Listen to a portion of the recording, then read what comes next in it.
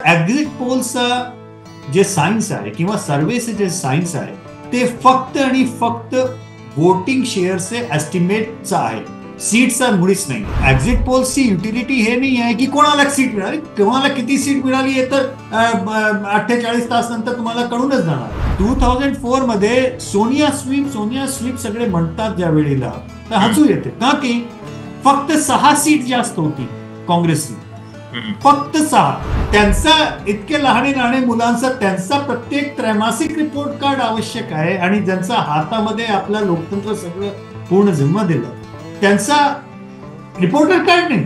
प्रत्येक वर्ष एक अॅन्युअल इव्हॅल्युएशन प्रत्येक खासदार आणि आमदारचा आला तर त्यांचा वरती मॉरल प्रेशर होणार. बरोबर. आणि मॉरल प्रेशर होणार तर ते लोक काम करायला बाध्य पण.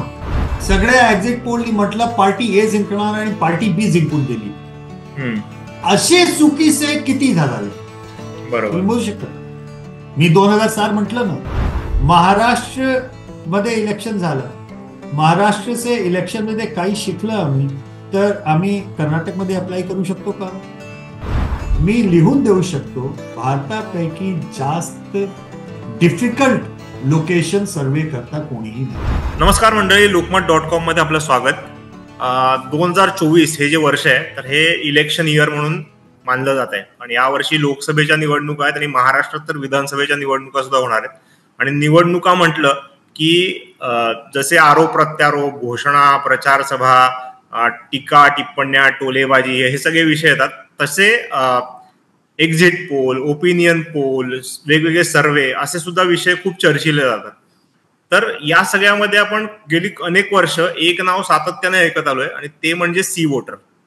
तर या सी वोटरचे संस्थापक संचालक यशवंत देशमुखजी आज आपल्या बरोबर आहेत. आपण त्यांच्याशी हे एक्झिट पोल नेमकी कसे असतात, त्याच्या मागचं नेमकं तंत्र काय आहे, या एक्झिट पोलचं फ्युचर काय, ते का चुकतात, कसे चुकतात, कशामुळे या गोष्टी होतात, तर या संदर्भात आपण त्यांच्याशी गप्पा मारणार आहोत. तर सगळ्यात आधी देशमुख सर, तुमचं स्वागत लोकमत.com मध्ये. धन्यवाद.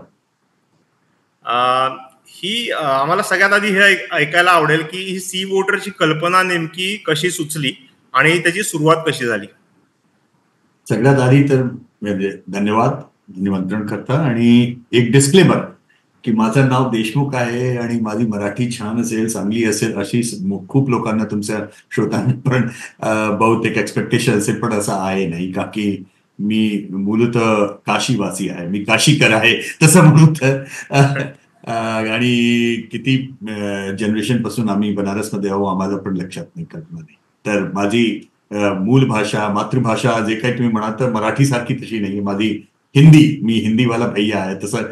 तर मी सगळ्यात आधी मी अगदी जितके पण चुकीचे माझे उच्चारण किंवा शब्द संकलनचे काही असावं, व्हॉकॅब्युलरी असेल त्याच्यामध्ये काही चूक असली तर मी क्षमा प्रार्थी आहे त्याचा करता. सी वोटर जे आहे ती कल्पना म्हणजे मी मूलतः पत्रकार आहे आणि जेव्हा कॉलेजमध्ये होतो त्यावेळीला जेव्हा म्हणजे सगळं ओपिनियन पोल आणि चुनावचं आठवड्याचं त्याचं निवडणूकचं आधारित सगळं संकलन वाचत होतो न्यूजपेपर्समध्ये. मी इमर्जन्सीची पिढीचा आहे. त्यावेळीला 77चे जेव्हा इलेक्शन झाले तर 77च्या इलेक्शनची फक्त मनात एकच ते आला की हे इलेक्शन म्हणजे एक काहीतरी अशी व्यवस्था आहे ज्याच्यानी जे चुकीची जे काही असतं ते सगळं ठीक होऊन जातं.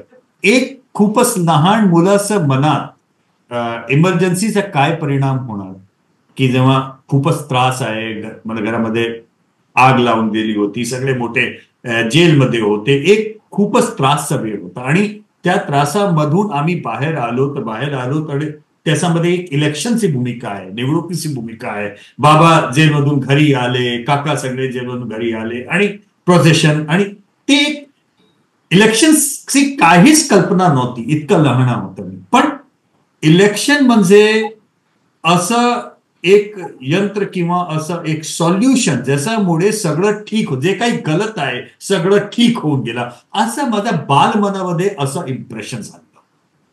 तर तो इम्प्रेशन अगदी 80चा इलेक्शन जेव्हा झाला, इंदिराजी परत जिंकून आली तर काही असं नाही की ते 80 मध्ये आली तर परत जिंकून आली तर काही नाही वेगळं खराब होऊन गेलं असं नव्हता.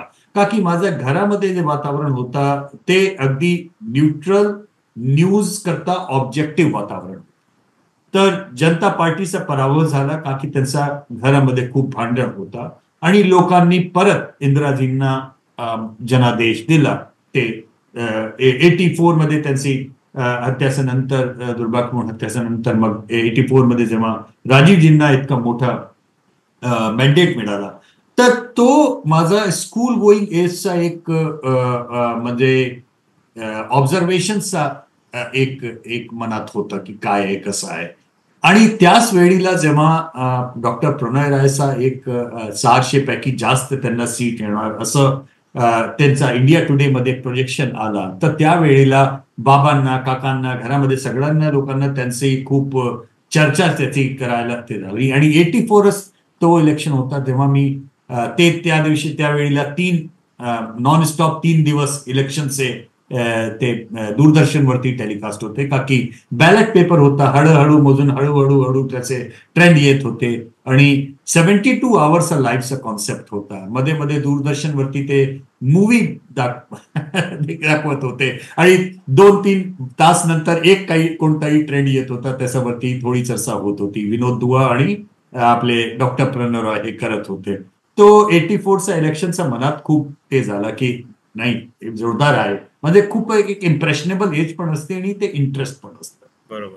आणि त्याच्यानंतर मग ऍक्च्युली आमची जनरेशन तर खूपच असं म्हणू की हायली पॉलिटिकल एन्व्हायरमेंटमध्ये ते तुम्ही बघा 77, 84, देन 89 म्हणजे बोफोर्सचा सगळं झालं जितकं आणि मग 91चा इलेक्शन राजीव गांधीजींचा दुर्भाग्यपूर्ण असॅसिनेशन आणि अटलजींचा सेंट्रल स्टेजमध्ये येणं ते सगळं म्हणजे it has been a quiet a roller coaster ride in that.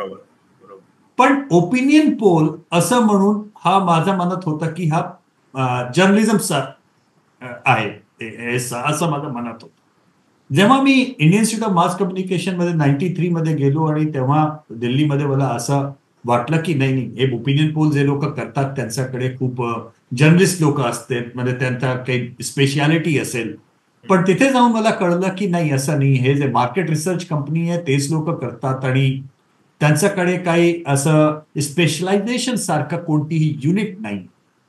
तर त्याच वेळेला माझ्या मनात आलं की नाही आहे तर असे एक व्हॅक्युम आहे. मला असं वाटतं की I consider psephology as a part of journalism not part of market research. 94 मध्ये जेव्हा माझी डिग्री संपली डिप्लोमा संपलं IIMCचं त्याच्यानंतर मी नोकरी जॉईन नाही केली कोणी आणि मी स्वतःचा आणि नोकरी कशाबद्दल जॉईन नाही केली का की नोकरी पत्रकारितामध्ये माझ्या करता होती पण सिफॉलॉजीमध्ये नव्हती. ते जे ऑफर लेटर आले होते तर एक होता की मी हे जॉईन करू. बाबा माझे म्हणाले की तुझा मन काय. मी सांगितलं की माझा असं असं करायचं मन आहे. म्हणू लागले ठीक आहे तुझा मन आहे तर तू हे कर. नोकरी शोधतो कशाला नोकरी करू नको नोकरी देऊ शकतो असं आपली मनात आणून आणि प्रयत्न कर. मी विचारलं की बरं नोकरी म्हणजे सफल नाही झाला तर म्हणू लागले ते तर नाही झालं तर तुला परत नोकरी मिळणार ह्याच्यामध्ये काय त्रास आहे. बरोबर. बाबांनी म्हटलं की 1500 रुपये 94 मध्ये पर मंथ मी तुला देणार. तू प्रयत्न कर 3 वर्ष. 3 वर्षामध्ये सफलता मिळाली तर ठीक आहे नाही तर नोकरी करून घे तुझ्यावरती काही पारिवारिक दायित्व नाही. तर ते 1500 रुपये पर मंथ मी 3 महिने घेतले आणि त्यांचा आशीर्वाद आणि ईश्वर सेवकुंभरने त्याच्यानंतर माझं काम चाललं का की युनायटेड न्यूज ऑफ इंडियाने मला पहिला कॉन्ट्रॅक्ट दिला. त्यावेळेला भारताची सगळ्यात मोठी ती न्यूज एजन्सी होती आणि त्याचा मला अवॉर्ड मिळाला होता का की मी IIMCचा टॉपर होतं. तर त्यांचे एडिटरनी मला असंच मी भेटायला गेलो होतो विचारलं की तू हे कम्प्युटर अनालिसिस करू शकतो का. म्हटलं मी करू शकतो का की माझा जे शोध ग्रंथ होता IIMC मध्ये तो कम्प्युटर अनालिसिस 93चे जे इलेक्शन होते त्यांच्याच वरती होता. तर तिकडनं सुरू झालं आणि मग एकापैकी एक आणि टीव्ही आला. टीव्ही याच्यानंतर म्हणजे 96, 98, 99 आणि 99 इलेक्शन मध्ये माझं स्वप्न त्याप्रमाणे कम्प्लीट झालं का की Zee news 24 launch 27 as a news channel launch होता आणि त्यांचा फर्स्ट इलेक्शन होता प्रायव्हेट त्याच्यामध्ये. आणि त्यांच्याकडून मला कॉल आला की we want you not just for Zee voter but we also want you on the screen to explain the data. त्यामध्ये मला अपॉर्च्युनिटी मध्ये मिळाली विनोद दुआ संघात काम करायची. तर विनोद दुआ आणि डॉक्टर प्रणय ह्यांना बघून मी लहानपासून असं म्हणजे ह्या लाईन मध्ये यायचं स्वप्न बघत होतं आणि it became a dream come true kind of scenario. तसं this is the entire thing. नोकरी नाही मिळाली तेव्हा सुरू केलं आणि काय नाही. To cut the long story short, नोकरी मिळाली असती तर मी नोकरी वोटर सुरू केलं नसतं. पण बरं झालं म्हणजे नोकरी नाही मिळाली असं म्हणायचं. बरंच झालं. ईश्वरम यत करोती शोभनम करोती. बरंच झालं. बरोबर. पण साधारण हे सेफॉलॉजी नेमकं काय शास्त्र आहे, तंत्र आहे आणि ते साधारण कधीपासून वापरलं जात आहे, सुरुवात कधी झाली हे पण थोडंसं समजून घ्यायला आवडेल तुमच्याकडून. सेफॉलॉजी म्हणजे काय? सेफॉस आणि लॉजिक असं. सेफॉस ग्रीक शब्द आहे. सेफॉसचा अर्थ काय? पेबल्स. पेबल्स म्हणजे लहान लहान पत्थर म्हणजे ते ग्रीको रोमन त्याच्यामध्ये त्यांच्याकडे वोटिंग जेव्हा होती त्यावेळेला ते लोक खूप मोठे असं व्यासस ठेवत होते, येस आणि नोचे. तर त्यांच्यामध्ये पब्लिक येत होती आणि एक असा कंकड काहीतरी घेऊन आणि ते पेबल त्याच्यामध्ये येस किंवा नोचे जारमध्ये ते टाकत होती. तर that was the earliest form of voting. तर पेबल्सनी. तर पेबल्सला ग्रीकमध्ये सेफॉस म्हणतात. त्याच्यामधून हा शब्दची उत्पत्ती झाली आहे, सेफॉस आणि सेफॉलॉजी. तर नवीन इलेक्शनचं त्याच्यामध्ये युके आणि US मध्ये त्याची खूप 100 वर्षापैकीही जास्त त्यांची एक हिस्टॉरिकल इलेक्शन स्टडीजची एक सिरीज आहे त्याच्यामध्ये आणि खूप गंभीर तिथे विषय आहे. आणि हा विषय म्हणजे जर्नलिझम, सोशल सायन्स, स्टॅटिस्टिक्स, सर्वे रिसर्च असं सगळं एक मल्टी डायमेन्शनल स्टडी त्याला म्हणतात, त्याच्याकडे आहे. आपल्याकडे भारतामध्ये अनफॉर्च्युनेटली अजून कोणताही युनिव्हर्सिटी किंवा डिपार्टमेंटमध्ये असं ह्याचा करता एक विशिष्ट त्याचा करता युनिट काही काढली गेली नाहीये, पण स्कोप खूप आहे. तर हे ओपिनियन पोल आणि एक्झिट पोल म्हणजे याच्यामध्ये काय फरक आहे? ओपिनियन पोल सामान्य जनमत सर्वेक्षण त्याला म्हणतात. ओके, म्हणजे कोणत्याही विषयावरती कोणत्याही त्याच्यावरती आपण लोकांना जसं रिपोर्टिंग मध्ये एक रिपोर्टर सारखं आपण जातात की 10, 15, 20 लोकांना इंटरव्ह्यू करून औचक इंटरव्ह्यू करून आणि आम्ही लोक आपली रिपोर्टिंग करतो की बरं आमचं ह्यांच्याशी बोलणं झालं, त्यांच्याशी बोलणं झालं आणि असं जनमत असं वाटतं की असं आहे. ओपिनियन पोल फक्त इतकंच आहे की 10-20 पैकी म्हणजे जास्त स्कोप असतं. 1000, 2000, 3000 लोकांना आम्ही लोकांनी इंटरव्ह्यू घेतला एक स्ट्रक्चर क्वेश्चनवरती आणि जास्त रिलायबल असतं त्याच्यामध्ये. म्हणजे की इतक्या जास्त लोकांची गोष्ट केली तर म्हणजे आपला सॅम्पल बेस जास्त आहे. तर त्याचं आहे त्याच्यामध्ये एक कॉन्सेप्ट येतं रँडम प्रॉबॅबिलिटी. रँडम प्रॉबॅबिलिटीचा असा अर्थ काय? त्याच्यामध्ये सिलेक्शनचा बायस नाही की आम्ही कोणाला इंटरव्ह्यू करतो ह्याचा बायस आपला नाही. ते लॉटरी सिस्टम.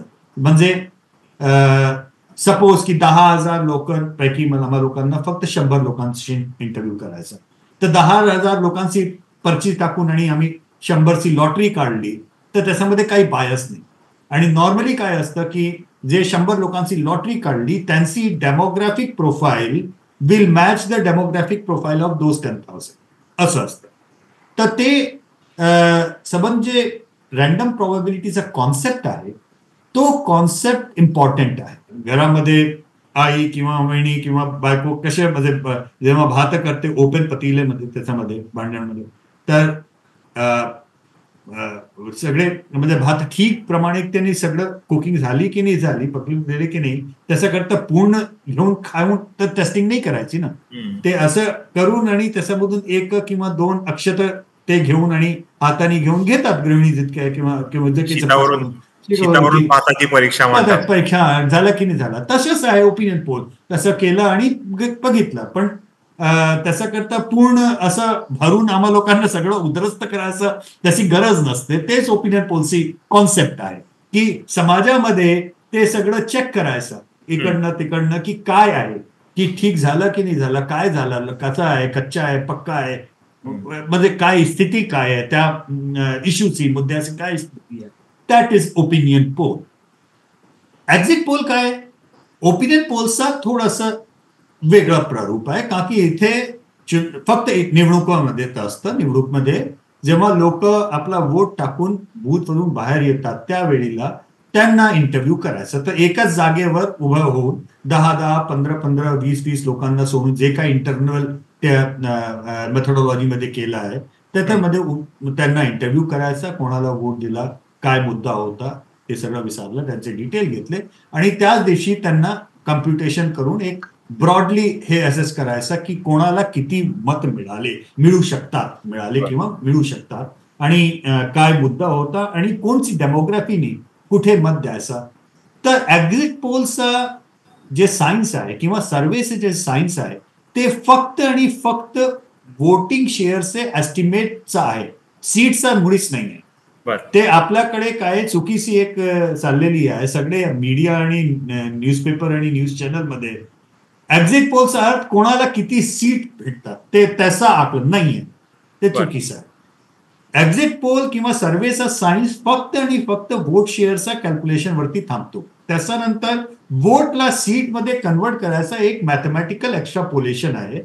ते वेगळे वेगळे सिफॉलॉजिस्ट आणि स्टॅटिस्टिशियन आपले आपले फॉर्म्युले लावतात आणि एकच वोट शेअर वरती 10 सिफॉलॉजिस्ट किंवा 10 स्टॅटिस्टिशियनला तुम्ही हे म्हटलं की काय रिझल्ट येणार, तर एकच सेम वोट शेअर वरती हंग असेंब्ली पण प्रिडिक्शन येणार कोणी करणार आणि 3/4 स्वीपचा बी प्रिडिक्शन लोक करू शकतात. तर त्याचा अगदी क्लॅरिटी आपल्या डोक्यात ठेवायचा. हे सीट प्रिडिक्शन नावाची जी चीज आहे ते सिफॉलॉजी आणि एक्झिट पोलच्या विज्ञानमध्ये नाहीच आहे, मुळीच नाही.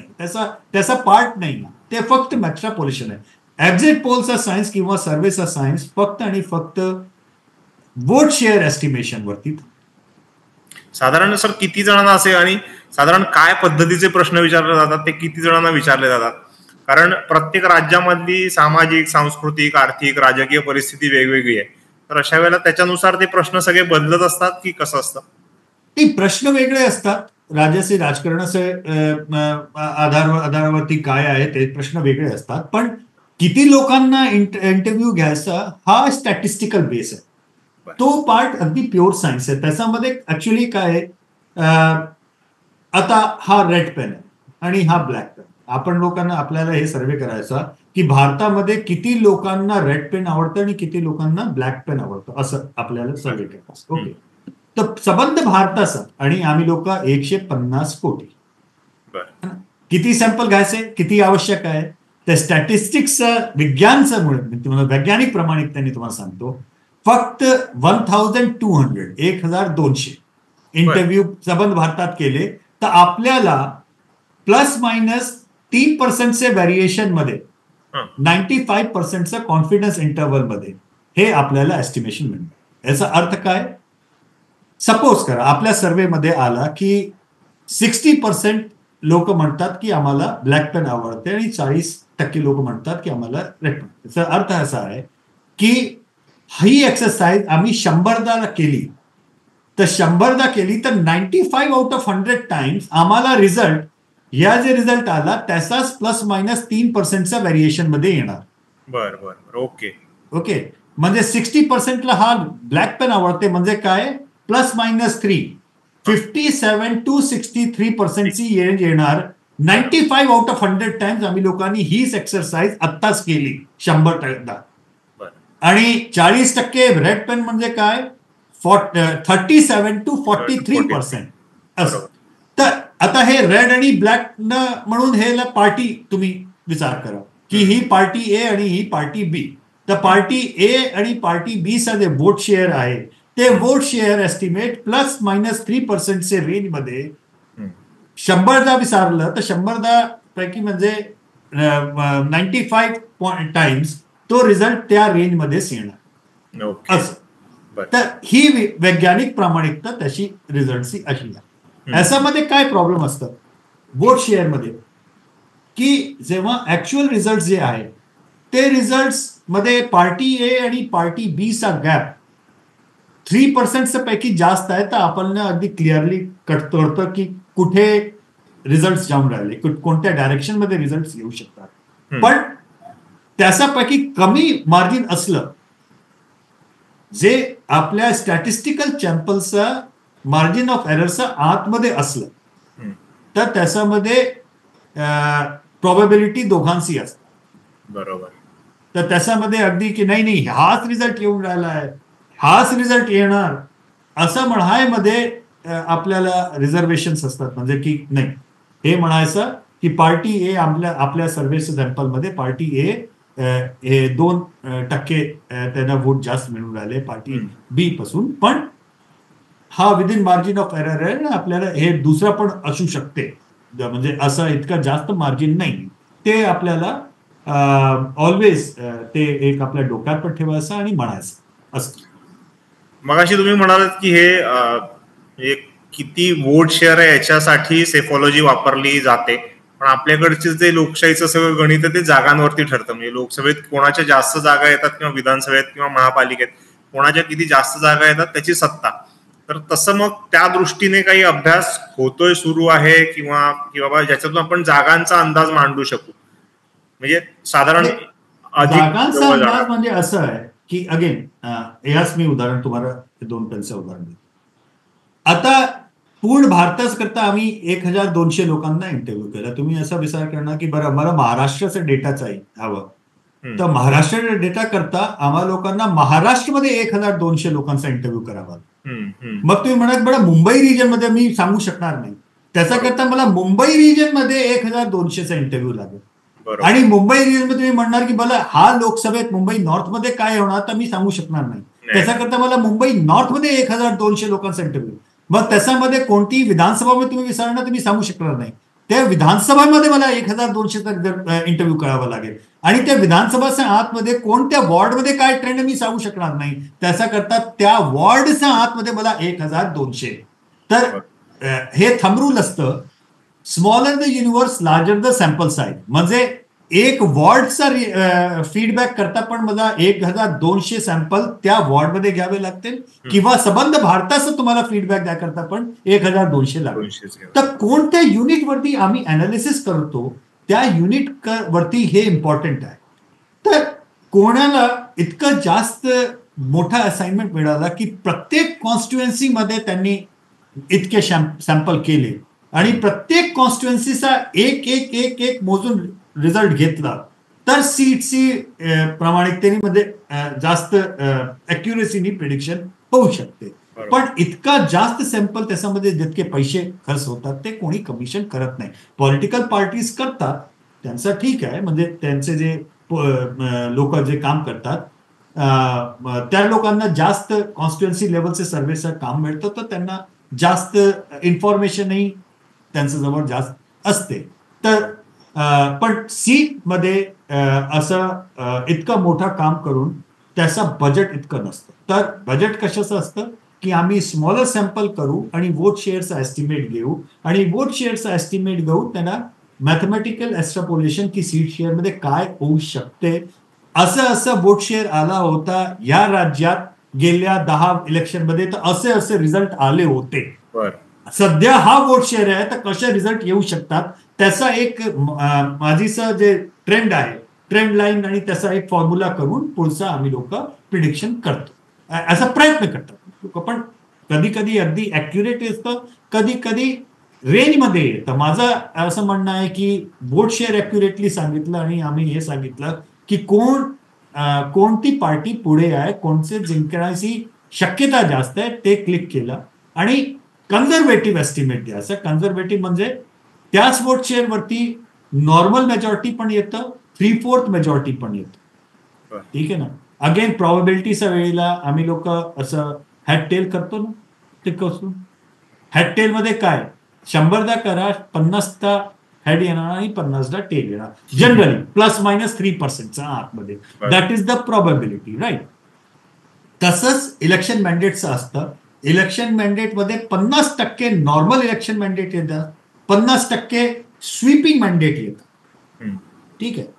आम्ही लोक कन्झर्वेटिव्ह होऊन जे नॉर्मल वोटचे सीट शेअर प्रिडिक्शन आहे ते सीट शेअर प्रिडिक्शन करतो आम्ही म्हणजे सी वोटर्स आहेत इतके लोक ते लोक असतात. त्याच्यामध्ये नॉर्मल कोणी जिंकला, नॉर्मल विक्ट्री आली तर सगळ्यांना ठरते बरं ठीक आहे. पण एक्स्ट्रीम मध्ये दिलं आणि एक्स्ट्रीम रिझल्ट आला त्यावेळेला तर लोकांच्या डोक्यामध्ये नाही ते एक्स्ट्रीम मध्ये तुम्ही प्रिडिक्शन केलं नव्हतं. तर आपली अपेक्षा काय आहे एक्झिट पोल पासून, तर अपेक्षा गलत आहे. अपेक्षा काय आहे, अपेक्षा हे हवी आपल्याला की काय ब्रॉड ट्रेंड काय आहे, नंबर 1 इश्यूज काय आहे, डेमोग्राफिक जे व्हेरिएबल्स आहे, स्त्री पुरुष, कोणत्या जात, कोणत्या धर्माचे लोक, कोणत्या एज ग्रुपचे लोक, काय इन्कम ग्रुपचे लोक, त्यांच्या मनात काय आहे, गृहिणी जितक्या त्यांच्या मनात काय आहे, जे ज्यांच्याजवळ रोजगार नाही आहे त्यांच्या मनात काय आहे, जे अजून कॉलेजमध्ये आहे त्यांच्या मनात काय, जे रिटायर्ड झाले त्यांचं, हे डिटेल्स जे आहे एक्झिट पॉलिसी किंवा ओपिनियन पॉलिसी ऍक्च्युअल जे युजेस आहे ते तसं करतात. त्याला पश्चिम मध्ये जे आहे ते सीट वीट काही करत नाही तसं करतात. एक्झिट पोलचा प्रयोजन तिथे एकच आहे की how to explain the verdict, का की वर्डिक्ट तर येतच ना समोर. वर्डिक्ट तर आला, पार्टी ए जिंकली किंवा पार्टी बी जिंकली, पार्टी ए किंवा पार्टी बी का जिंकली त्याच्यामध्ये रिझन काय होता, लोकांनी का कशा मुद्दा, जे पार्टी ए ला वोट देत होते त्यांच्या डोक्यात मुद्दा काय होता, डेमोग्राफीमध्ये कोणत्या डेमोग्राफीने गृहिणी जास्त वोट दिले की बेरोजगारनी दिले किंवा रिटायर्ड लोकांनी दिले, मिडल क्लासने दिले की लोअर क्लासने दिले, कोणता मुद्दा, कोणता वर्ग कुठे वोट देत होतं, ज्याच्या कारणाने असं जनादेश आला. तर एक्झिट पोलचा जे मौलिक उद्देश आहे ते जनादेशचे एक्सप्लेनेशन क्रियाची आहे की आपल्याला how to explain the mandate. Exit पोलची युटिलिटी हे नाही आहे की कोणाला सीट मिळाली, कोणाला किती सीट मिळाली आहे तर 48 तास नंतर तुम्हाला कळूनच जाणार, त्याचा काही अर्थ नाही, त्याचा करता काही उपयोगिताही नाही. पण काय दुर्भाग्याने आपल्या मीडियाच्या सर्कसमध्ये त्याचाच वरती सगळं फोकस असतं, इतका जास्त फोकस असतं की दुर्दैवाने कोणीही त्याचा डेटाशी डीप डाईव्ह करून ह्याच्यावरती चिंतन, मनन आणि एक्सप्लेनेशन करायसाठी तयार होत नाही की का, कसं आहे. आणि मग काय असतं, ओव्हर सिम्प्लिफिकेशन होऊन जातं. ओव्हर सिम्प्लिफिकेशन म्हणजे 2007 इंडिया शायनिंग फेड होऊन गेला. आता नॅरेटिव्ह सेट झाला का की एक बंच ऑफ जर्नलिस्ट आणि एडिटर्सनी लिहून दिला ओव्हर सिम्प्लिफिकेशन, डेटा बघायची काही त्यांना गरजही नव्हती की का झालं. डेटा काय म्हणत होता, पहिल्यांदा 50 वर्षामध्ये भाजपनी 2004 मध्ये majority of the rural seats जिंकून घेतली होती आणि भाजपचं जे गड म्हणत जात होता की अर्बन सीट्स त्याच्यामध्ये भाजपचा पराभव झाला. पराभव का झाला, का की अर्बन टर्नआउट ड्रॉप बाय 18%. लोक वोट द्याकरता गेले नाही, कन्व्हिन्समुळे नाही गेले की ओव्हर कॉन्फिडन्स मध्ये नाही गेले की नाराजगीमध्ये नाही गेले, ह्याचा करता कोणीही त्याच्यामध्ये ते केला नाही. फक्त काय ओव्हर सिम्प्लिफिकेशन झालं, the India shining campaign failed. म्हणजे ह्याच्यापैकी जास्त चुकीचा कोणताही एक्सप्लेनेशन होऊ शकत नाही. भाजपचा पराभव झाला बिकॉज 2 राज्यामध्ये त्यांचे अलायन्स गेले. भाजपने एक चुकीचा अलायन्स AIADMK ला डंप करून AIADMK संघात तामिळनाडूमध्ये केला, ते चुकीचा निर्णय होता. डीएमकेने स्वीप केला ते एक झालं. दुसरा TDP चंद्रबाबू नायडूने भाजपला फोर्स केला 6 महिने प्रीपोन करायकरता निवडणूक, तो ते त्यांचा पराभव झाला, ते गेले. तर 2004 मध्ये सोनिया स्वीप सगळे म्हणतात ज्या वेळेला तर हसू येते, का की फक्त 6 सीट जास्त होती काँग्रेसची, फक्त 6, दॅट्स इट. आणि हे 2 राज्यामध्ये त्यांची चुकीचं ते सगळं नाही झालं असतं तर सिंगल लार्जेस्ट कोलिशन, ते मग त्याचा अनालिसिस दुसरं झालं असतं. पण आपण लोक ते बघत. आता काय झालं मध्य प्रदेशमध्ये आता ओव्हर सिम्प्लिफिकेशन काय की महिला मतदारांनी भाजपला वोट केलं तर भाजप जिंकून गेली. असं वाटतं की म्हणजे पुरुष 40% वोट देत होते आणि महिला 80% असं नाहीये. 4%चा गॅप होता. बरोबर. ठीक आहे, होतं, पण असं दुप्पट नव्हतं. खरी गोष्ट काय मध्य प्रदेशचं एक्सप्लेनेशन रिलेटिव्ह टर्नआउट. म्हणजे भाजपाचं जे यंत्र आपला तंत्र होता, पूर्ण पार्टीचा ऑर्गनायझेशनचा तंत्र होता, त्यांनी एन्श्योर केला की 10 पैकी 9 त्यांचे टर्नआउट मध्ये बूथमध्ये गेले. काँग्रेसचे 10 पैकी फक्त 6च गेले. तर हा टर्नआउट फेलियर होता, का की Congress as an organisation fail झाली तिथे. ठीक आहे, महिला मतदातांचा एक आहे रोल, त्याच्यामध्ये मोठा रोल आहे, मी ते म्हणत नाही, पण फक्त ते आहे नाही. Simple, female vote is important because BJP as an organization was better placed to pull out the female voters and take them to the polling booth. बरोबर. अदरवाईज काय आहे, घरामध्ये ड्रॉइंग रूम मध्ये बसून बसून सगळ्यांनी वोट दिलं असतं ना. खरंय. ठीक आहे ना. जे 2004 मध्ये जे भाजपनी चूक झाली, त्यांचा त्यावेळेला टर्नआउट जे ड्रॉप झाला, ओव्हर सिम्प्लिफिकेशन, कॉम्प्लिसन्सी फॅक्टर आणि ओव्हर कॉन्फिडन्स 2004 त्यावेळेला भाजप आणि संघाचा हा असा 36चा आकडा होता. संघाने काहीच आपल्या लोकांना मॅन्डेट दिला नाही भाजप करता काम करायला. ते तंत्र जे ठप्प झाला, टर्नआउट झाला नाही आपल्या अर्बन एरियाजमध्ये त्यांचं, आणि रिझल्ट सगळ्यांच्या समोर आहे. तर हे रिलेटिव्ह टर्नआउट हा एक मोठा मोठा मोठा रिझन आहे सध्या. आणि जे आता येणार 2 महिन्याच्या आतमध्ये लोकसभेचे निवडणूक जे येणार, त्यावेळेला हा एक मोठा फॅक्टर सिद्ध होणार, का की टर्नआउट, ऑर्गनायझेशन आणि मनस्थिती या दोघांपैकी असते. जेव्हा भाजपचे मतदारांची मनस्थिती अपफ्रंट आहे, तर क्रिकेटची भाषामध्ये ते लोक फ्रंट फुटवरती बॅटिंग करतात, आणि अपोजिशनच्या वोटरची मनस्थिती बॅकफुटवरती डिफेन्सिव्ह प्ले करायची. बॅकफुटचा अर्थ काय, टर्नआउट मध्ये घरी बसायचं. फ्रंटफुटचा अर्थ काय, वोटिंग दॅट्स इट. हे फ्रंटफुट आणि बॅकफुटचं जे आहे ना कॉम्प्लिकेशन, त्याला जेव्हापर्यंत आम्ही नंबर्समध्ये, सर्वेचे नंबरमध्ये, प्री पोल सर्वेचे नंबरमध्ये जेव्हापर्यंत इन्व्हेस्टिगेट करणार नाही, तेव्हापर्यंत त्याचा आम्हा लोकांना ते ऍक्च्युअल आणि फॅक्च्युअल त्याचा डिटेल आम्हाला मिळतो.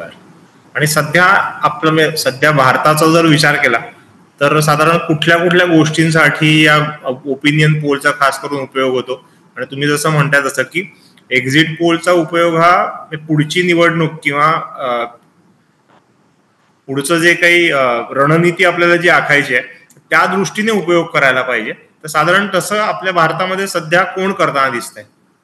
आपल्याकडे जसं अमेरिका सारखा प्रायमरीची पद्धत नाही.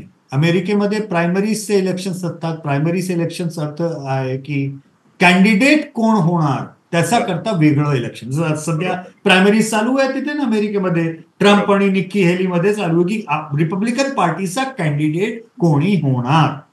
आपल्याकडे ही पद्धती नाही. तिकीट कोणाला मिळेल हे पार्टी हायकमांड किंवा पढेल.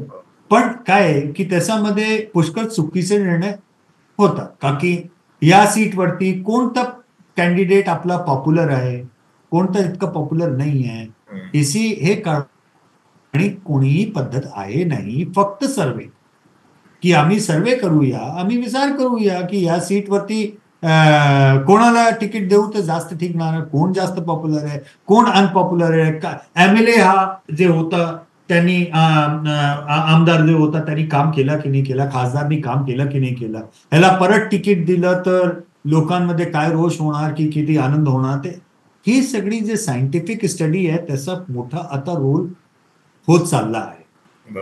म्हणजे आता सगळी जितकी पार्टी आहे त्यांचा म्हणजे एक मेकॅनिझम इव्हॉल्व्ह होऊन राहिला आहे की विनेबिलिटी हा फॅक्टर आहे. तर विनेबिलिटी आणि खरं सांगू तर आपला डेमोक्रेटिक सिस्टम तर असं आहे ना की एकदा वोट टाकलं आणि कोणी आमदार आणि खासदार झालं तर 5 वर्षाकरता त्याला अगदी फ्री बरोबर. का की 5 वर्षानंतरच लोकांना आपला एक मिळेल की आम्ही वोट टाकू तर कसे काय टाकू. अमेरिकेमध्ये त्यांचा जे लोकसभा आहे काँग्रेस त्याला म्हणतात त्याचा फक्त 2 वर्षाचा टर्म पाहिजे. बर. प्रत्येक 2 वर्षामध्ये ते वोट टाकू शकतात की म्हणजे टाकतात की कंटिन्यू करायचं आहे की नाही करायचं. सेनेटचं त्यांचं वेगळं आहे 6 वर्षाचं असतं आणि आपल्याकडे तर राज्यसभा डायरेक्ट आहे पण नाही, इनडायरेक्ट आहे. हो, पण इनडायरेक्ट. लोकांचं कामाचं जे म्हणजे आमदार आणि खासदारचं जे इव्हॅल्युएशन आहे ते आपल्याकडे इव्हॅल्युएशनची काही पद्धत नाही. बरोबर. तर त्याचा करता हा सर्वेचा इन्स्ट्रुमेंट जे आहे ना ते खूपच उपयोगी आहे. आणि पण तसा हा करतायत उपयोग, तसा राजकीय पक्ष करतात काही. राजकीय पक्ष करतात, जे बर. करतात त्यांना जास्त सायंटिफिकली मला असं म्हणू शकतो की ते लोक जास्त प्रिपेअर असतात. पण माझं असं मत आहे की राजकीय पक्ष जे करतात ते आपल्या कारणाने आपल्या स्वतःचा स्वार्था करता बरोबर. लोकांचा स्वार्थ करता नाही करत. ही पद्धती ही जी विधा आहे त्याचा उपयोग मीडियाने जास्त करावा. हो, बरोबर. ठीक आहे. ते एक रिपोर्ट कार्ड अॅन्युअल, अरे प्रायमरीचा स्टुडंट बिचारा प्रत्येक 3 महिन्यात एक रिपोर्ट कार्ड घेऊन घरी येतो ना आणि आई देते जोरदार. हो, देते नाही, बाबांनी दिलं तर नाही तर आई तर देतेच ना. बरोबर. तर त्यांचा इतके लहाने मुलांचा त्यांचा प्रत्येक त्रैमासिक रिपोर्ट कार्ड आवश्यक आहे आणि ज्यांचा हातामध्ये आपला लोकतंत्र सगळं पूर्ण जिम्मा दिलं त्यांचा रिपोर्टर कार्ड नाही. बरोबर. ही न्यायोचित गोष्ट आहे का? तर्कसंगत आहे का? खरंच नाही. तर त्याचा मेकॅनिझम जे आम्ही लोक आता सी वोटर फाउंडेशन मध्ये प्रयत्न करतो, फाउंडेशन मध्ये आम्ही लोक प्रयत्न करतो की जे academic side of research for आहे, ज्याच्यामध्ये खूप आपल्या बाहेरचे आणि भारताचे पण जे विशिष्ट विश्वविद्यालय आहे त्यांचा प्रोफेसर सांगत आम्ही लोक रिसर्च स्टडी हे सगळं आपला करून राहिलो आणि त्याच्यामध्ये इव्हॅल्युएशनचा एक तंत्र पण डेव्हलप करून राहिलो की how to evaluate the performance. का की इव्हॅल्युएशन जेव्हा म्हणतात तर आपल्याकडची जनता जी आहे ना ती खूपच परम संतोषी आहे खरंच. इतक्या वर्षापासून फक्त 3च गोष्टवरती ते वोट देतात. एफेक्टिव्ह आहे की नाही म्हणजे विकासाचं काम केलं की नाही केलं त्याच्यावरती वोट देतात, किंवा ऑनेस्ट आहे की नाही म्हणजे एफेक्टिव्ह नाही नसलाही तरी बरोबर ऑनेस्ट आहे म्हणजे त्याच्या इमानदारीवरती काही प्रश्नचिन्ह नाही तर तरी वोट देतात. तिसरा एफेक्टिव्ह नाही, ऑनेस्टही नाही, पण अवेलेबल आहे की नाही आहे. बरोबर. म्हणजे दिवसात 4 शोकसभा आणि 8 लग्न मध्ये जाऊन सगळ्यांना भेटून येतं की नाही येतं. तर त्यात म्हणजे आपल्याकडचे जनमानसांची जी अपेक्षा आहे ते इतकी कमी आहे, इतकी कमी आहे की तुम्ही फक्त शोकसभेमध्ये आले इतकंच खूप, आमच्या सुख दुःखाचे भागीदारी झाले, माझ्या मुलाचा मुंज होता त्यावेळी तुमचा एक पत्र आला की नाही आला, माझी मुलीचं लग्न होतं त्यावरती तुम्ही आशीर्वाद द्या करता तुम्ही पत्र लिहिला किंवा येऊन गेले तर खूपच गोष्ट नाही तर तुमचा कोणतरी आला तरी आम्हाला लोकांना म्हणजे ही पब्लिक कनेक्टिव्हिटी आहे, इमोशनल त्याच्यावरती पण लोक वोट देऊ देतात की नाही हा कनेक्टेड आहे. आता एक तुम्हाला मी आकडा सांगतो. गेल्या जवळजवळ 28 वर्ष झाले मला आता त्या कामात. मी खूप इलेक्शन बघितले, खूपच. प्रत्येक विधानसभा असो किंवा लोकसभा असो आणि कोणतीही पार्टी असो, जवळजवळ 2/3 MP आणि MLA आपल्या इलेक्शन हरून जातात. 2/3 regardless of the state, regardless of the election, regardless of the party. तेव्हा मला असं वाटतं की जेव्हा आपल्या मतदातांची अपेक्षा इतकी कमी आहे हे लोक ते पण पुरी करत नाही. म्हणजे काय दुर्दैव, काय दुर्भाग्य. म्हणजे तुमचं प्रदर्शन किती खराब असेल की तुम्ही हे मिनिमम अपेक्षा पण पूर्ण करायमध्ये मग तुम्ही असफल आहात की लोकांकडे कोणी मेला तर तुम्ही त्यांना एक पत्र लिहा किंवा कोणाचं लग्न झालं तर एक भेटून यायचं मध्ये काय सुख आपल्या जनता बरोबर सुख दुःखाबरोबर तुम्ही उभे नाही आहात. ते बेसिक रिक्वायरमेंट पण तुम्ही पूर्ण करत नाही. म्हणजे ऑनेस्टी आणि एफेक्टिव्हनेस तर गेली, त्याला अगदी डस्टबिन मध्ये टाक. तर 2/3 लोक ते निवडणुकात हारून जातात, परत जिंकून येत नाही. अक्षम आहे तसं. तर किती मोठा फेलियर आहे हे आपल्या लोकतंत्रमध्ये. आणि त्या फेलियरचा सगळ्यात मोठा रिझन आहे की आपल्याकडे रेग्युलर ऑडिट नाही आहे कामाचा. रेग्युलर म्हणजे तसं म्हणतात ना, प्रायमरी स्टुडंटचा त्रैमासिक पण रिझल्ट येतं, आपल्याकडे अॅन्युअल रिझल्ट. आणि तसा करता मी फक्त मीडियाला दोषी दोष म्हणजे की ही ड्युटी होती मीडियाची आणि ही ड्युटी मध्ये मीडिया कुठेतरी नाही केलं, कुठेतरी चुकलो आणि आपली चूक. तर ते आम्ही लोक प्रयत्न करतो की आता जितके मोठे वेगळे वेगळे राज्यामध्ये मोठे आहे त्यांच्या संघात भेटून आम्ही प्रयत्न करतो की नाही, कमीत कमी वर्षात एकदा हे इव्हॅल्युएशन आणि लोकांना विचारून की आपले खासदार कधी त्यांचं नावही ऐकला का, कधी ते भेटायला आले, त्यांचा कोणी माणूस कधी भेटायला, त्यांचा कोणी कार्यालय आहे का, तुम्हाला काही त्रास झाला तर तुमच्याजवळ कोणी नंबर आहे का, कधी तुम्ही गेले तर ते भेटले का, भेटले तर तुमचं काम झाला की नाही झालं, हे सगळं तुमच्या एरियामध्ये विकास काही झाला की नाही झाला, तुमची जे अपेक्षा होती ते त्याबद्दल काही केलं की नाही केलं त्यांनी काम, त्यांचा लोक त्रास करतात का, त्यांचे लोक जे ते म्हणतात ना सिस्टम मध्ये ते सिस्टम जे असतं आमदार आणि खासदारचा, तो सिस्टम मदत करतो की शोषण करतो हे कोणी सांगितलं? लोक सांगणार पण त्यांना विचारणार कोण? बरोबर. तुम्ही विचारायला गेले तेव्हाच ते लोक सांगणार, आम्ही जातच नाही तर कसं काय सांगत. तर ते एक व्हॅक्युम आहे. आमचा आता प्रयत्न आहे की हो झाला इतकं काम आणि सगळं करायचं होतं. आता 3 दशक होऊन गेले सी वोटरला जवळजवळ. तर आम्ही 1994 मध्ये मी सी वोटर सुरू केलं होतं, आम्ही 2024 मध्ये आहे.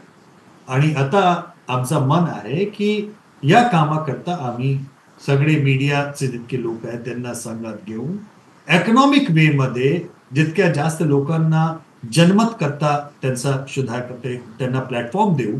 लोकांना बोलायची आपला प्लॅटफॉर्म मिळाली तर लोक देणार, इव्हॅल्युएशन पण देणार. आणि प्रत्येक वर्ष एक अॅन्युअल इव्हॅल्युएशन प्रत्येक खासदार आणि आमदारचा आला तर त्यांच्यावरती मॉरल प्रेशर होणार. बरोबर. आणि मॉरल प्रेशर होणार तर ते लोक काम करायला बाध्य पण. तर हे ऍक्च्युअल युटिलायझेशन तुम्ही विचारलं की ओपिनियन पोल्स आहे अर्थ काय, कशाला करायचा, तर ऍक्च्युअल युटिलिटी आपल्या लोकतंत्रमध्ये ओपिनियन पोल्सची ही आहे. जनादेशचा अपमान व्हायला नको. जे जनादेश आहे त्या जनादेशला प्रॉपर सन्मान करा. आणि त्या जनादेशमध्ये प्रत्येक वर्ष काय जनादेशचा आहे, 5 वर्षामध्ये 2 जनादेश येतात, त्याचा मधले जे 4 वर्ष आहे त्या फिल इन द ब्लॅक त्याचा जे आहे ते हा जनमत सर्वेक्षण तीच त्याची युटिलिटी. पण इतके हा सगळा खूप चांगला विचार आहे, पण आपल्या देशामध्ये दुसऱ्या बाजूला जर आपण बघितलं तर बाहुबली आहेत खूप, ज्याला घाबरून जनता राहते किंवा बऱ्याचदा बोलत नाही, बोलणं टाळते, जे काय होईल ते फेस करते. तर अशा याच्यामध्ये त्यांना बोलतं करणं हे एक सगळ्यात मोठं चॅलेंजिंग आहे. आणि मग त्या अनुषंगाने हे जे ओपिनियन पोल्स असतील किंवा एक्झिट पोल असतील तर हे पण मॅनिप्युलेट केले जाऊ शकतात का, किंवा असं काही अनुभव आहे का तुमचा? नाही, मॅनिप्युलेशन प्रत्येक गोष्ट असू शकतो. पण काय आहे की हा काम अगदी डॉक्टर सारखा काम आहे. पेशंट आला, ठीक दवाई औषध दिली तर पेशंट ठीक होणार, चुकीची औषध दिली तर पेशंट जाणार, ठीक ना. तर ह्या कामामध्ये काय आहे की प्रॉपर सर्वे केला तर रिझल्ट ठीक येणार, नाही केलं तर रिझल्ट खराब होणार आणि वारंवार खराब होणार. तर कोणी डॉक्टर असं असलं तर क्लिनिकमध्ये खूप पेशंट गेले आणि ठीक नाही झाले तर त्याची क्रेडिबिलिटी डॉक्टरचं काय होणार. हळूहळू हळूहळू 2-3 वर्षानंतर लोकांना कळे की रे डॉक्टरकडे काय जायचं, त्याला काही ज्ञान नाही किंवा चुकीचं ज्ञान आहे किंवा गलत म्हणजे मेडिसिन कंपनीचा काहीतरी पैसे घेऊन उगीच औषध देतो. पण ते क्रेडिबिलिटी तर जाते ना त्याच्याने. आणि मग त्या डॉक्टरकडे कोणी जाणार नाही. ती स्थिती किंवा न्यूजपेपर, न्यूज चॅनल किंवा सर्व एजन्सीची आहे. आमच्याशी एकदा चूक झाली तर आम्ही लोक जसे 2004 मध्ये आमच्याशी चूक झाली. आमची एक्सपेक्टेशन होती की भाजप अटल बिहारी वाजपेयी परत येणार, पण ते 18% टर्नआउट ड्रॉप झालं. त्याला मॅप करायचं आमच्या जवळ त्यावेळीला काही ते नव्हतं. हाऊ टू मॅप इट, तिची इतकी विशेषज्ञताही नव्हती, इतका आपल्या जवळ अनुभवही नव्हता. तर चूक झाली तर झाली. आम्ही लोक परत येऊन पटकन येऊन म्हटलं की हो चूक झाली, आम्ही we are sorry for that. एकदा कळलं त्याच्यानंतर मग परत चूक केव्हा झाली. तर असं म्हणजे काय लोक जेव्हा म्हणतात एक्झिट पोल चुकीचे असतात म्हणजे काय, तुम्ही सीट शेअर ठीक सांगितलं नाही. तुम्ही हे तर म्हटलं की पार्टी ती काँग्रेस किंवा भाजप जिंकेल ते ठीक आहे, पण तुम्ही हे नाही सांगितलं अगदी की नाही 2/3 मेजॉरिटी येणार, हे तुम्ही चुकलं. तर अपेक्षा काय अशी येऊन गेली आपल्या सर्व एजन्सी सांगतात की फर्स्ट डिव्हिजन मध्ये पास झाले, ह्याच्यामध्ये काय 99% तुमचे मार्क आले की नाही आले हे सांग. तर ती अपेक्षा आली. का की मीडियाने अपेक्षा करून दिली इतकी जास्त सीट शेअर प्रोजेक्शन. जेव्हा सीट इलेक्शन संपतात त्याच्यानंतर एक अनालिसिस येते कोणाचे सीट शेअर प्रोजेक्शन सगळ्यात जास्त ठीक होत. अरे सीट शेअर प्रोजेक्शन तो एक्झामिनेशनच नाहीये का की त्याचा तो विषय नाही. तर त्याच्यामध्ये पण मीडियाचा एक रोल आहे की आपल्याला जितकी गंभीरतापूर्वक जितका आपल्याला वोटिंग ट्रेंडचे अनालिसिस, इश्यूचं अनालिसिस, जनादेशची समीक्षा जे डेटानी होऊ शकते ते आपलं लोक इतकं त्याच्यावरती लक्ष देत नाही आम्ही मीडियासोबत. तर ते लोकांची गलत समज नाहीये. मीडिया दाखवतं तेव्हा तशा लोकांची समज तशी डेव्हलप असते. एक्झिट पोल चुकतात असं हे मीडिया दाखवतं असं तुमचं म्हणणं आहे की एक्झिट पोल चुकले बाबा. चुकले म्हणजे चुकी जास्त काय आहे, चुकीचं म्हणजे हे तुम्ही विचार करा की सगळ्या एक्झिट पोलनी म्हटलं पार्टी ए जिंकणार आणि पार्टी बी जिंकून गेली. असे चुकीचे किती झाले तुम्ही बोलू शकता. मी 2004 म्हटलं ना, 2004चा आधी 1998 मध्य प्रदेश झाला होता. आता साधारण छत्तीसगडमध्ये साधारणतः छत्तीसगडमध्ये क्लोज सगळे म्हणत होते. आमच्याकडे पण क्लोज होता. बरोबर, ठीक आहे ना, काकी क्लोज होतं. पण बीजेपी एका संघात निघून जाणार. प्रॉब्लेम आहे ट्रायबल बेल्ट आहे. एक विचार करा ना, ट्रायबल बेल्ट मध्ये जिथे नक्सलाइट पॉप्युलेशन आहे, तुम्ही किती इंटिरियर मध्ये जाऊन तुम्ही एक्झिट पोल करू शकता.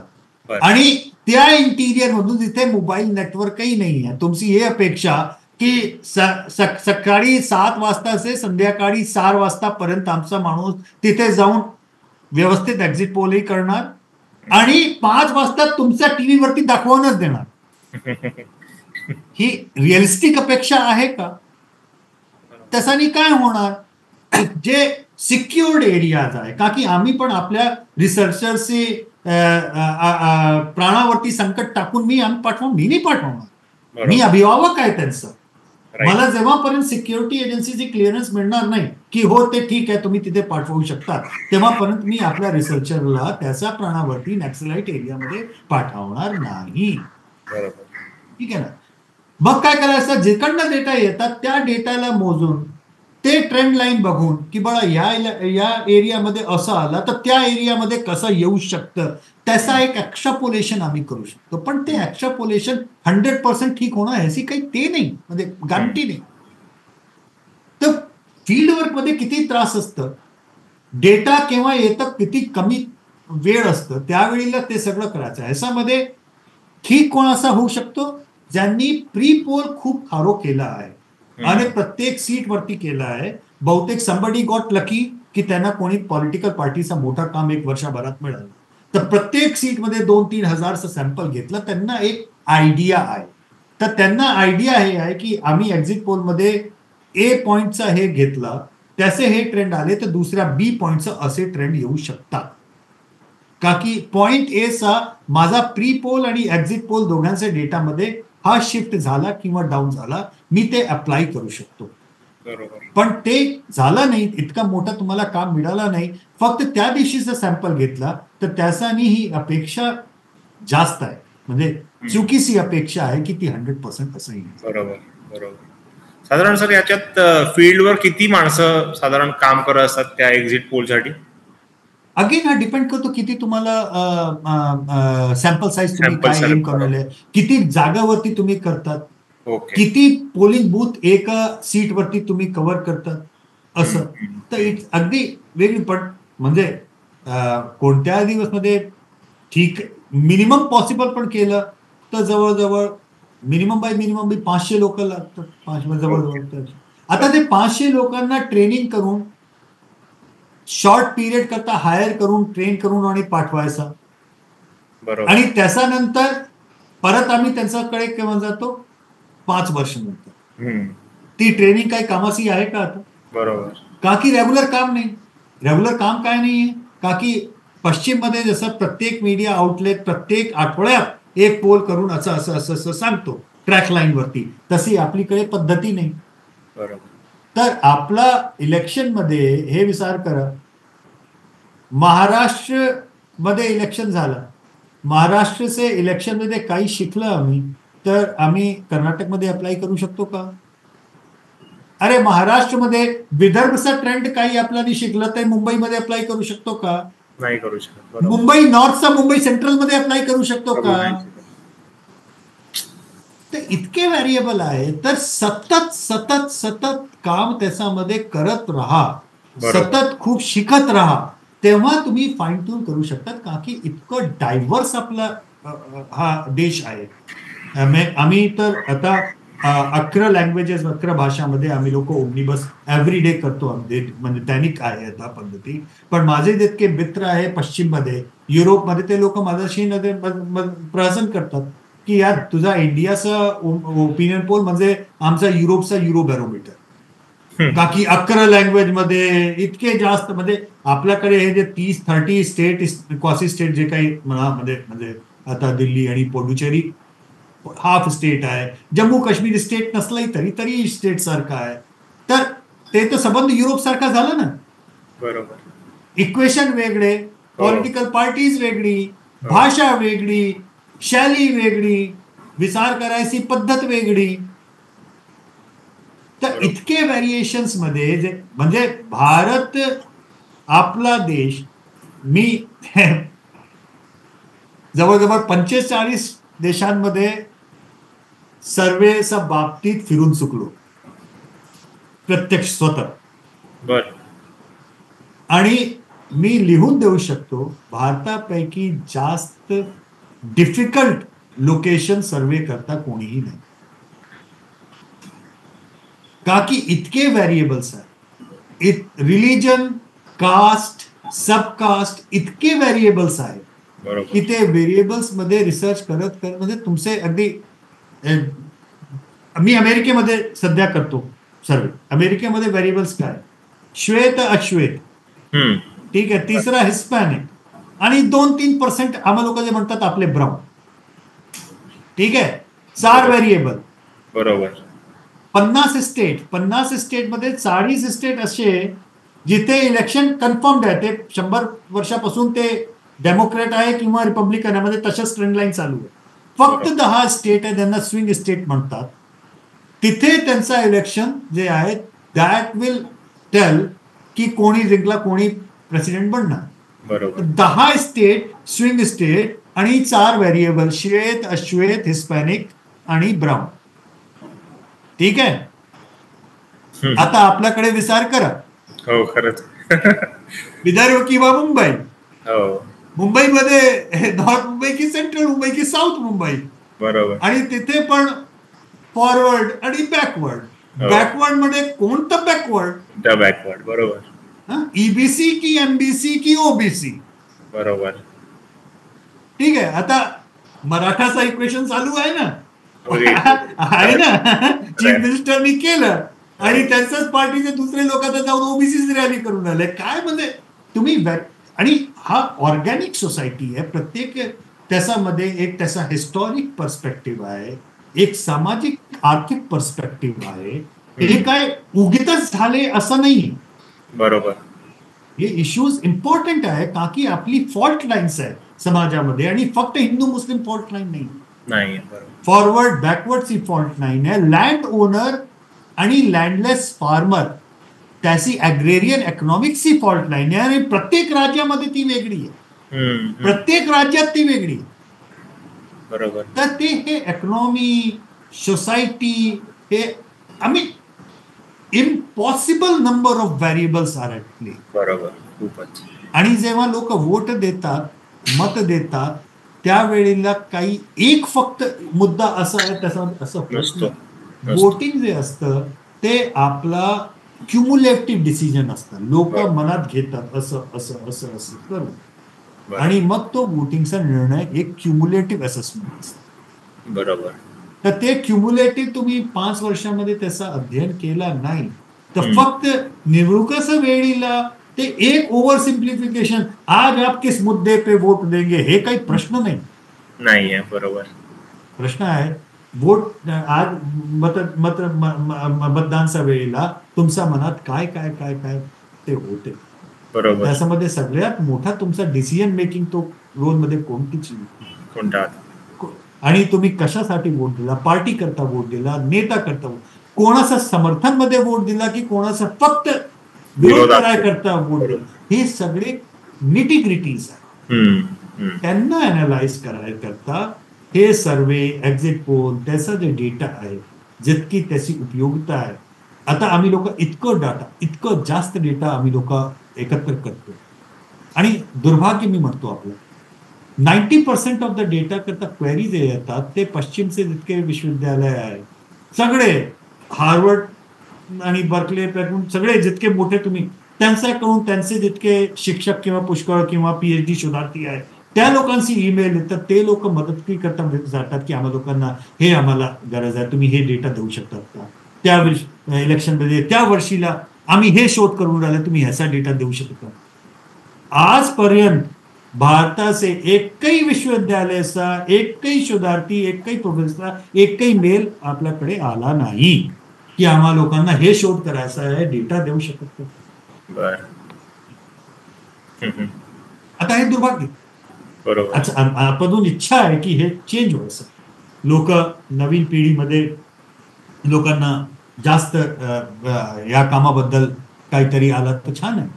खूप कशाबद्दल फक्त एकच म्हणजे प्रणय रॉयनी मला इन्स्पायर केला, योगेंद्रजीला इन्स्पायर केला, म्हणजे जे आले आता माझ्या टीव्हीमध्ये उपस्थिती झाली त्याच्यामुळे नवीन आणि 8-10 लोकांना इन्स्पिरेशन मिळालं. पण 100, 200, 300, सहस्त्र असं जास्त पैकी जास्त डेटा कन्झ्युम करून त्यांना अनालाइज करायची हे जे पद्धत आहे, हे मीडियाचे जास्त पैकी जास्त पत्रकार जे नवीन येतात त्यांना ट्रेनिंग कशी काय मिळावी, कसं काय ते डेटा जर्नलिझम करता जास्त उत्सुक त्यांना होऊ शकले तर ते दॅट इज द एरिया. या साधारण या सेफोलॉजीच्या फ्युचरकडे तुम्ही कसं बघताय, म्हणजे भविष्यामध्ये कुठे जाईल? आणि दुसरा याला जोडून एक प्रश्न आहे की समजा तुम्ही जसं म्हणालात की नोकरी मिळाली नाही म्हणून मी याच्यात आलो, पण खरंच ज्यांना याच्यामध्ये करिअर करायचं आहे तर त्यांनी साधारण म्हणजे या क्षेत्रामध्ये यावं का, आणि त्याच्यासाठी काय साधारण स्किल सेट असायला पाहिजे? स्किल सेट सगळ्यात आधी म्हणजे डेटाची स्किल सेट म्हणजे डेटा रीड करायची एक मनस्थिती आहे. बरं. की आम्ही फक्त सब्जेक्टिव्ह गोष्ट करणार नाही जेव्हापर्यंत आमच्याकडे काही डेटा ड्रिव्हन स्वतःचा डेटा किंवा दुसऱ्यांचा डेटा, पण डेटा प्रामाणिकतेने काहीतरी रिपोर्ट करायचं, त्याची एक मनस्थिती आपली. नंबर पश्चिममध्ये जितके बी ऍडव्हान्स डेमोक्रेसीज आहेत तिथे कोणताही पॉलिटिशियन असं नाहीये ज्याच्याकडे एक स्ट्रॅटेजिस्ट म्हणून डेटा आणि ह्याच्यावरती काम करण्याची टीम नाही. तिथली फर्स्ट रिक्वायरमेंट हीच आहे की तुम्ही जेव्हा म्हणतात की बरं मी राजकारणामध्ये आता पॉलिटिक्समध्ये जातो, त्यावेळेला तुमची टीम मध्ये एक टीम डेडिकेटेड होणार जे डेटा ड्रिव्हन तुम्हाला डिसिजन घ्यायमध्ये मदत करत. असं आपल्याकडे अजून पण येतं. सो फ्युचर काय आहे? फ्युचर आहे. बरं. फ्युचरमध्ये काय उपयोगिता आहे? जसं 543 लोकसभा बरोबर. आणि 4210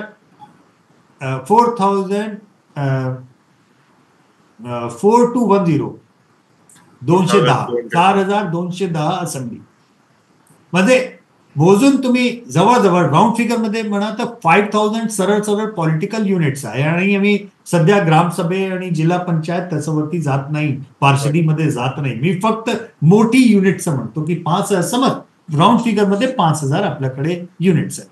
5,000 युनिट मध्ये कमीत से कमी 2 पार्टी, तर किती स्टेक होल्डर झाले?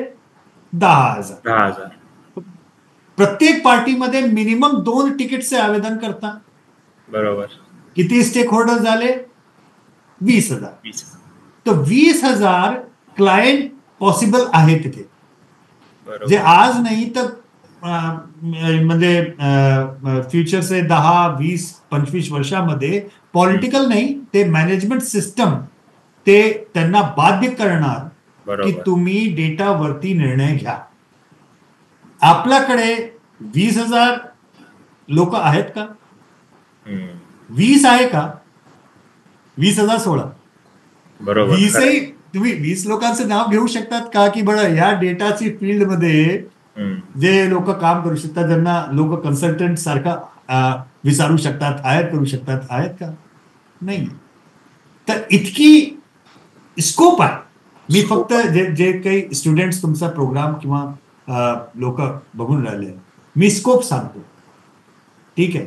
सध्या स्कोप नाहीये का की इतके आपल्याकडे जितके पॉलिटिशियन्स आहेत ते पण इव्हॉल्व्ह झालेले नाही. पण काय इव्हॉल्युशन पटकन येतं का की एकदा दुसऱ्याने ते डेटा यूज केलं आणि जिंकलं तर पटकन कॉपी कॅट सारखा त्याला येतं. पण काय कॉपी कॅट मध्ये त्रास काय आहे की जेव्हा ते बघतात की आम्हा लोकांना पण करायचं, पण करायचा वेळीला कोणाला घ्यायचं लोक नाही, तर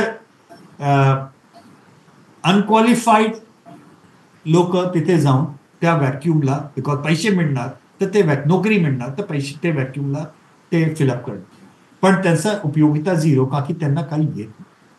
तर तुमचा बॅकड्रॉप पत्रकारिताचं असलं किंवा मॅनेजमेंटचं असलं, कोणताही सोशल सायन्सचं असलं, पण त्या बॅकड्रॉपमध्ये तुमची एक्सपर्टीज किंवा तुमची हॉबी डेटाला अनालाइज करायची असली तर that you are a perfect fit to develop your self in to that position. आणि आहे ते 20,000 क्लायंट लिस्ट तिथे आहे. मी तुम्हाला हे सांगू शकतो पुढच्या 10 ते 20 वर्षामध्ये ती तयार होणारी आहे. पण ते जे क्लायंट लिस्ट आहे त्याचा फिट इन करायकरता आपल्याकडे लोक नाही जे फिट होऊ शकतात तिथे. तर त्याच्याकरता मला असं वाटतं की ज्या लोकांना पण या कामामध्ये यायची इच्छा आहे त्यांना स्टॅट्स, सर्वे रिसर्च, डेटा सायन्स, पत्रकारिता, ग्लास हाफ फुल किंवा ग्लास हाफ एम्प्टी हे परीक्षण करायची एक डेव्हलपमेंट आपला हातला की ग्लास इज हाफ फुल और ग्लास इज हाफ एम्प्टी. त्याचा एक how to develop that thing that will come only with the experience based on data, right. तर ते ट्रेनिंग घ्या, करा. I hope somebody starts some program somewhere in the right way, not just to tap in the market. की कोणीही येणार असं आणि diploma सुरू करेल ते नाही. I don't want anybody to start a diploma or anything, but I want people to understand the nitty-gritties of this and people to ace that and become the future psephologists. So ठीक आहे sir. Overall तुम्ही जी माहिती दिली ती खूप उपयुक्त आहे. सगळ्यात महत्वाचं म्हणजे याच्यामध्ये संधी आहे, फ्युचर आहे. सेफॉलॉजीमध्ये आपण करिअर करू शकतो, हा एक खूप चांगला दिलासादायक तुम्ही गोष्ट सांगितली. आणि overall exit poll, opinion poll याच्याबद्दलचं जे काही कन्फ्युजन असतं की काही पण बोगसपण आहे, उगाच दाखवत बसतात, कसेही सर्वे करतात, तर हे पण या मुलाखतीच्या माध्यमातून थोडंसं लोकांमध्ये थोडंसं नॉलेजच्या निमित्ताने जाईल आणि त्यांच्यातले हे जे गैरसमज आहेत ते सगळे दूर होतील. आणि 2024 इलेक्शन वर्ष आहे, तुमच्यासाठी पण खूप महत्वाचं आहे, आमच्यासाठी खूप महत्वाचं आहे. तर ते खूप चांगलं जाऊ दे, त्याच्यामध्ये चांगले चांगले एक्झिट पोल्स आणि ओव्हरऑल सगळंच छान होऊ दे देशासाठी, अशी आशा करूया. आणि आता इथे थांबूया. थँक्यू सो मच लोकमत.com साठी एवढा वेळ दिल्याबद्दल. थँक्यू. खूप खूप धन्यवाद.